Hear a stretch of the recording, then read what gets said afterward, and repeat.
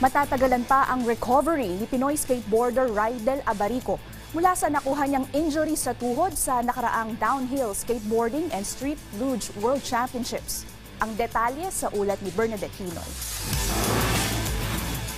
Kasunod ng kampanya ni Filipino skateboarder Rydel Abarico sa Downhill Skateboarding and Street Luge World Championships kung saan nagtamo siya ng knee injury sa time trial event. Kinumpirma ni Abarico na aabutin ng ilang buwan ang pagpapagaling niya dahil sa naturang insidente.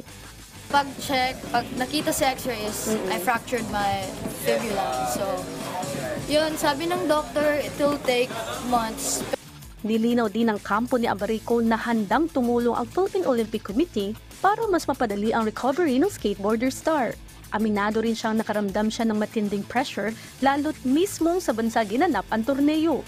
Sobrang pressure, if I have to be honest, kasi lalo na dito sa Pilipinas ginanap. Of course, I want to make the Filipinos proud. Gusto kong panalunin to for the Philippines. But then, yun, kaya iyak ako ng iyak. Sa kabila nito, naiuwi ni Abarico ang silver medal sa women's skateboarding qualifying event. Muli rin siya nagpasalamat sa lahat ng patuloy na sumusuporta sa kanya. You have been supporting me kahit ano yung result ng game. So, thankful ako palagi sa inyo, guys. Yun, I will focus on recovering and come back stronger and hopefully next time I'll win it na for the Philippines.